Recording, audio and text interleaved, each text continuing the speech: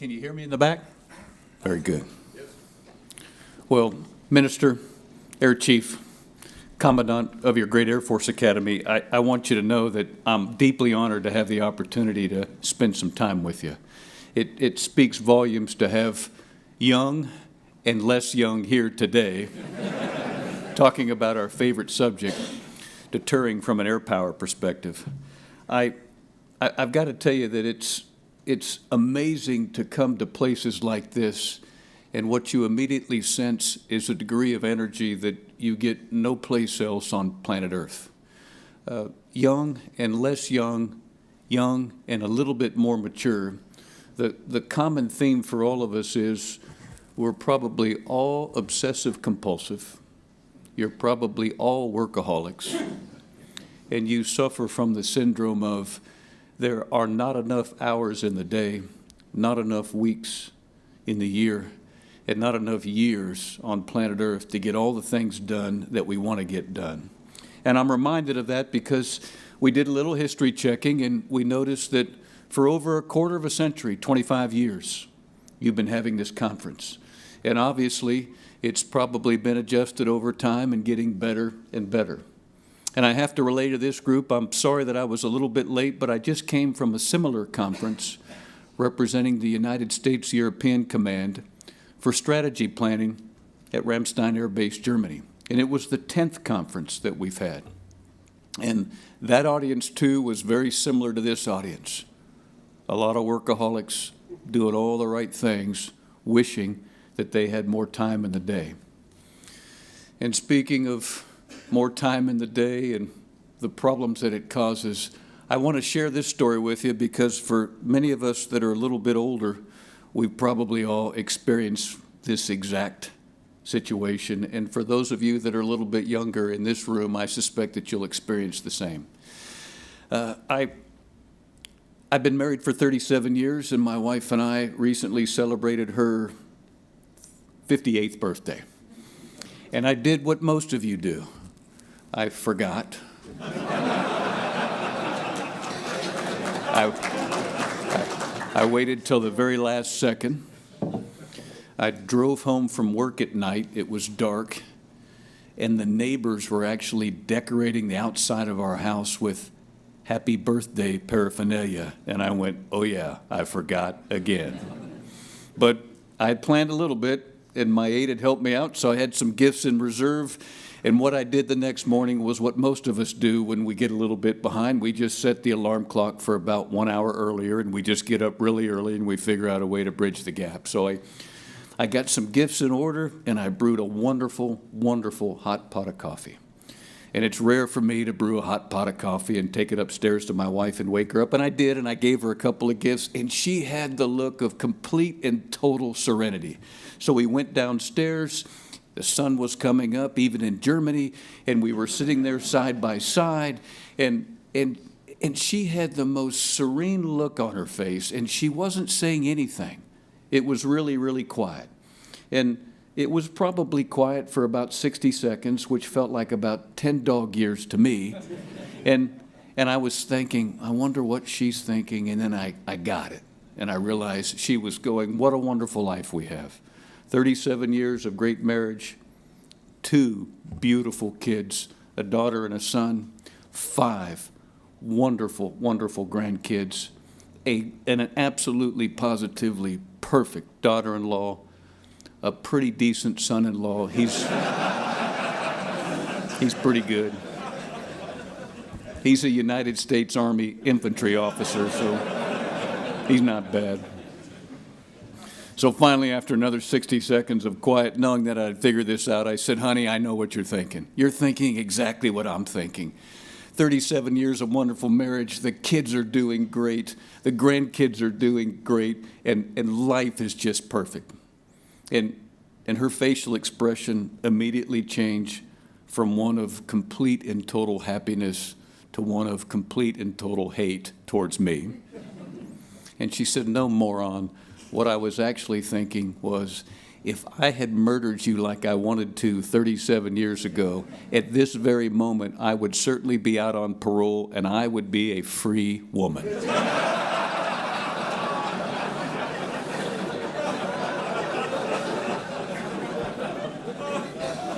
And gentlemen, I suspect that most of you have been there and done that. Well, if I could, I'll talk about this crazy thing called deterrence. And I'll start from strategic to operational to tactical, and I promise not to bore you too much. And I'll give you some candid reflections about our thoughts in NATO AirCom and our thoughts from a U.S. perspective. And I'll do the best I can to make sure that I differentiate when I'm addressing a NATO AirCom opinion versus a United States Air Force's Europe opinion. The first thing that I must say to this group before I go any further is we are actually deterring as we speak. We're probably deterring at the tactical level at this very moment. And the reason I say that is this. Somewhere in the hallways of Beijing and Moscow, they know that this gathering is occurring. And what they envy more than anything else on the planet is to replicate this. And the bottom line is, in Beijing and Moscow, they've never had this. They certainly haven't had it for 25 years. And it's something that we do that we shouldn't overlook, but realize that when patriots like this gather and they talk about things that actually matter, it is an incredible form of deterrence and something that we should never back down from. So if you don't mind, I'll talk a little bit about this thing called the National Defense Strategy as it applies to the United States military. And just for those of you that shouldn't know, and I barely know, that this document is the one that is signed by our Minister of Defense. And it takes into account what he or she would expect to do to describe to our Prime Minister, our President, on the activities of the U.S. Department of Defense. And I'm excited to address it to you because it actually coincides with another recent document that was delivered from a European perspective to the Secretary General yesterday for a final scrub between the Supreme Allied Commander of Europe and Secretary General Stoltenberg. And it's a strategic thoughts paper. And there are a couple themes that are similar in the two that have to do with the strategy of deterrence. And I wanted to share those thoughts with you because it guides the way we all act in NATO and certainly how we act in the United States military. As most documents do, the first thing that it does is it talks about the current conditions with respect to the threats. And it talks about their trajectories with respect to, in this case, our U.S. forces. And in the U.S. National Defense Strategy and in the Strategic Thoughts paper, that there are two buoys, two bookends of the threat. In U.S. terminology, we use the phrase interstate strategic competition. That's Latin for Russia, China, and Iran. And in the document that covers the strategic thoughts from NATO, we talk about near-peer competitors, great power competition, but in the NATO document, Truth in Lending, that's Russia. And in the NATO document, instead of using the term violent extremist organizations or ISIS, we talk about international terror groups. But both strategic documents are very clear in starting out with the fact that we have two buoys of threats that exist for all of our forces, certainly in NATO and certainly from a United States perspective.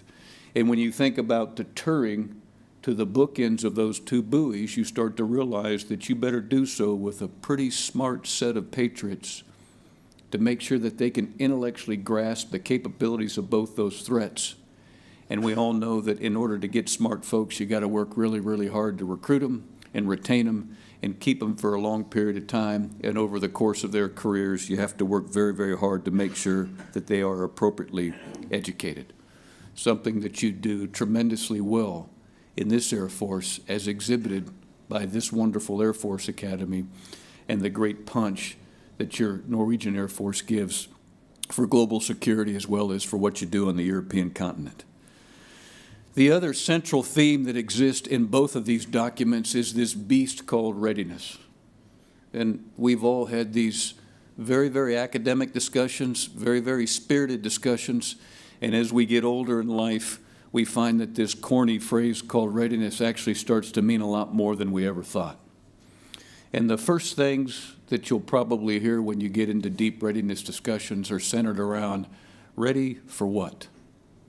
Well, the good news is in this document and in our thoughts document that covers what we do in NATO, we gave you the two buoys. So for the first time in a long time, we're starting to get a clear sight picture with respect to readiness tied to a threat. But the one thing that we do know about readiness, regardless of what you're focusing on, if there aren't the appropriate qualities within the readiness force, you'll fail. And the three qualities that we typically talk about in this United States document, and they're also referred to in the Strategic Thoughts paper that was delivered by SACIR to the Secretary General, are the qualities of lethality, responsiveness, and resilience. Again, kind of old guy terms, but the older we get, the more we realize how important it is to possess those qualities so that you can put yourself in a position to combat those two buoys and be in a position to where you can sustain it for a long period of time.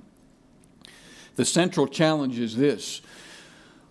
Our military departments inside of our defense apparatus under the leadership of our ministers of defense do a pretty good job of this. And from the Minister of Defense down to the service chiefs, down to the squadron commanders, down to the youngest uniformed military member, they start to get this really, really fast. The trick is how well above the Minister of Defense does the whole of government and whole of nation embrace this. And from whole of nation all the way down to the actual service, how well do they embrace this readiness? And the next stream of thought that goes to readiness is it's not just readiness for today's fight. It's the resiliency, the lethality, and the responsiveness that exist inside of a service, all the way from promoting innovation to actual execution. Again, a bunch of corny terms that cover a very, very broad swath of activities. But when you start applying the strategy that it has to exist in these documents that must sustain over a period of time, this simple little phrase called readiness has a lot of qualities to it that covers a lot of distance and needs a lot of work. And for all of us in this room, you could spend your life working 28 hours a day, 9 days a week, and probably not ever get to a point to where you're satisfied with comprehensive readiness. We're so excited about what this actually means. The actual title, the key theme in the Strategic Thoughts paper is Comprehensive Defense and Shared Response. And you just take those four words and you think about all the things that we've just discussed from a strategic perspective, and you start to put yourself in a position to where you're getting closer to a clearer sight picture about what it takes to deter effectively in the 21st century. The last and final theme that I'll address with respect to this document and the document that applies to NATO is the overall theme of how large organizations should be working in the 21st century with respect to those two buoys of near-peer competitors, great powers, and violent extremist organizations and international terror groups. And the theme is this: you need to apply strategic predictability and operational unpredictability. And I'll get a little bit more into that when we talk more, but when you think about those two threats, it starts to make a little bit of sense. Allies and partners are certainly the backbone, and we all know that here. We all know that with the Great 29 that exists in NATO, and certainly for the protection of the Arctic, we know that with the great partners that you have at your side here on the northern side of the European continent. It is without a doubt a key backbone, and with the appropriate degree of readiness, with all the strings and strains that I just addressed at the strategic level with respect to those documents, you can see that when we start to infiltrate our allies and our partners with this readiness understanding with respect to a threat, you start to get to a point from a campaign momentum perspective that greatness becomes very, very close to the existence of the alliance that you happen to be in, as long as everybody gets it. The next step is this. There's not an automatic washing machine that wakes up every morning with partners and readiness that says, go. There has to be a group of individuals that understand what it takes to achieve alignment and what it takes to achieve transparency. And we see it time and time again as we introduce new systems to new governments, to new militaries, to new departments. Readiness, predictability, my goodness, transparency and alignment, all old corny terms, but those are the things that we work on at the tactical level and the operational level to achieve a better punch against those two buoys when ultimately we need to. But if we as an Air Force, or we as a military, or we as a nation, or we as a government aren't interested in feeding the machine and improving with each successive day a greater degree of transparency and alignment, you start to get stale, and before you know it, somebody else is a little bit more concerned about transparency and alignment than you are. And before you know it, you haven't taken advantage of what one nation can do side by side with another nation, and your foe has. And you start to get a little bit behind. The good news is our Secretary General lives this every second of the day. And time again, he continues to punch us as component commanders to make sure that we understand that it is our job to communicate from nation to nation, military to military, department to department, Air Force to Air Force, about the strengths of one compared to the weaknesses of another, and the strengths of that another compared to the weaknesses of one, and aligning those two so that when it's all said and done at the end of the day, we're getting a little bit better. And over the course of a long period of time, what you have is a NATO organization with a group of alliance members that smoothly and slowly are on a trajectory of getting better and better over time. Pretty corny stuff, but pretty big stuff strategically. And people are the ones that have to feed that washing machine to improve that transparency and alignment.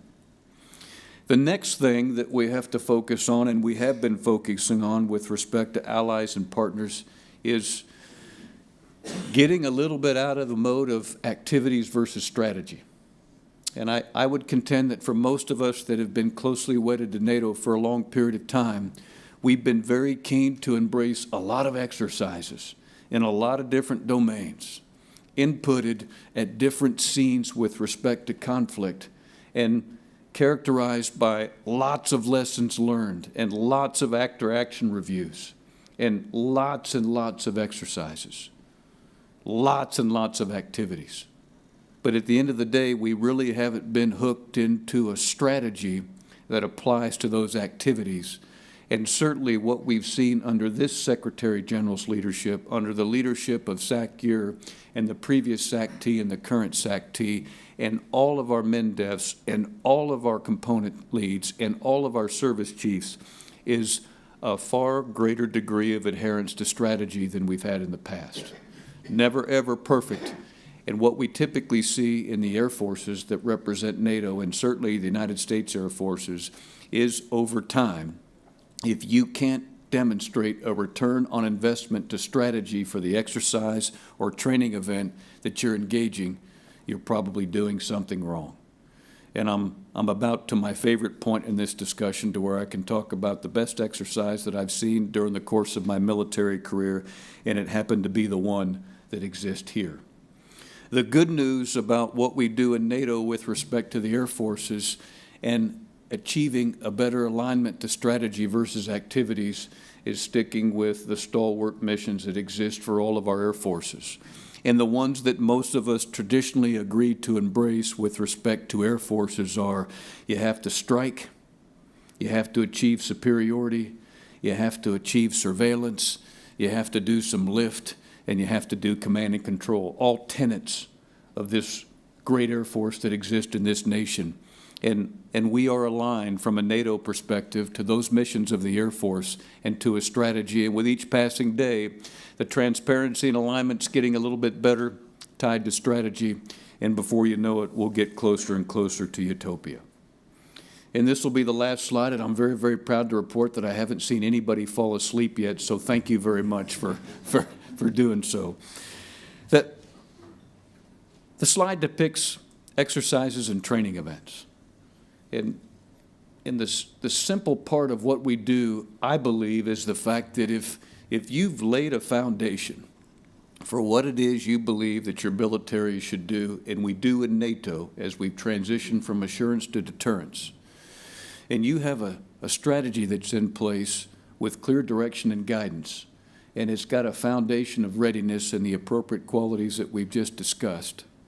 And you've got Air Forces out there that are tied to it through their ministers.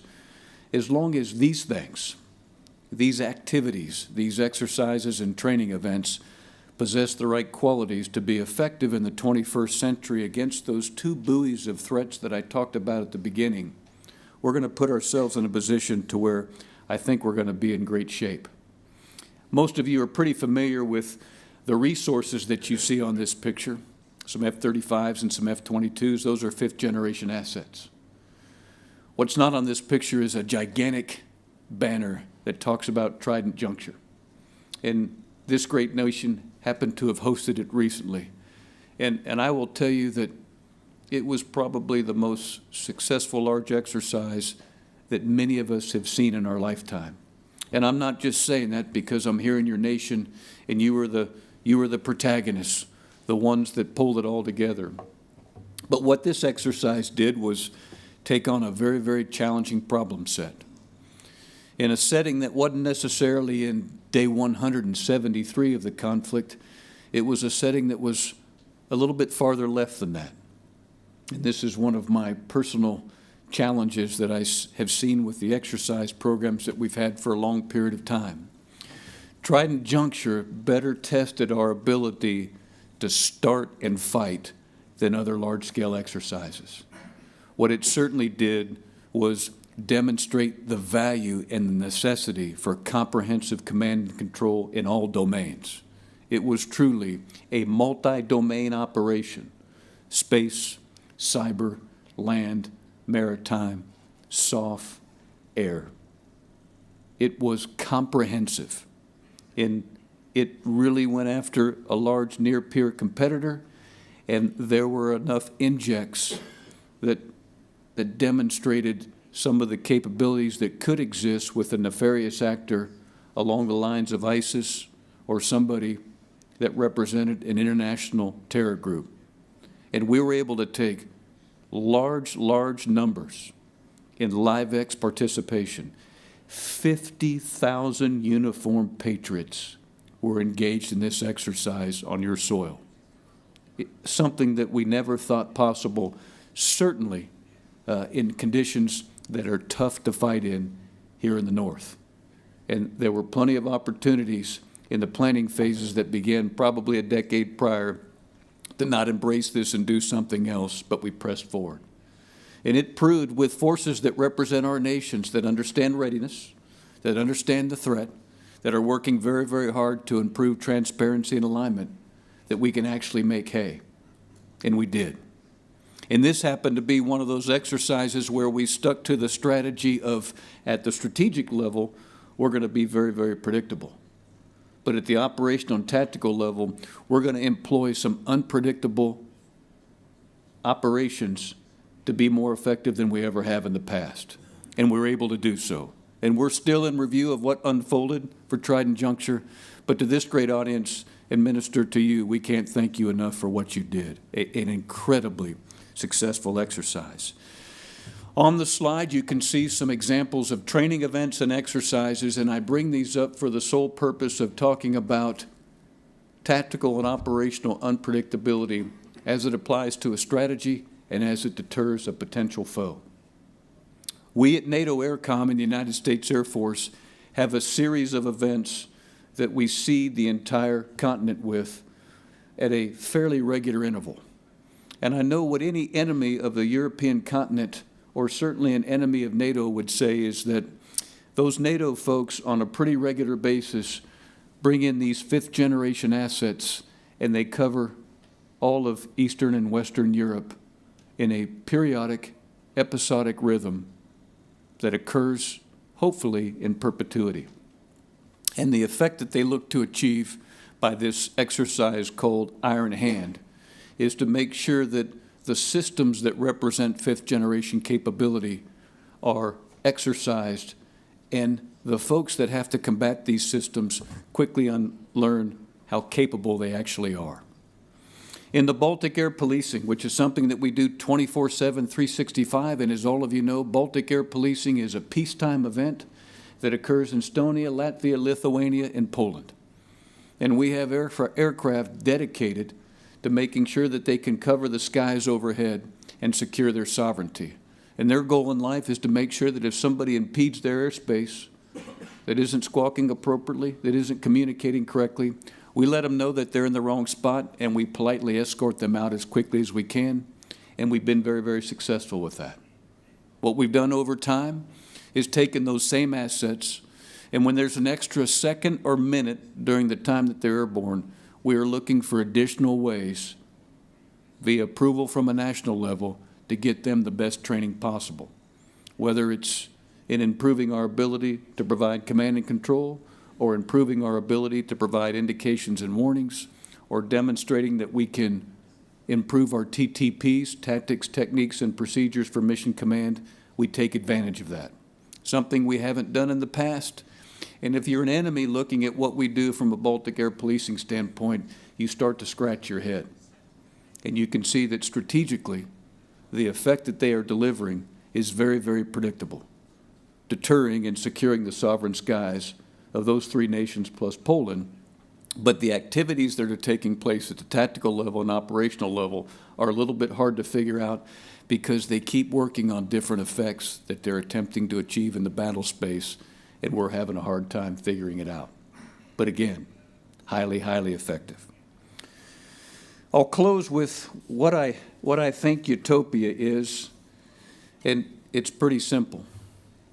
Young and old, experienced, inexperienced, from whole of nation to whole of government, to a service that organizes, trains, and equips, to a component that serves a commander that bears the responsibility to deter, all the way back to the education system that focuses on everything from innovation to execution.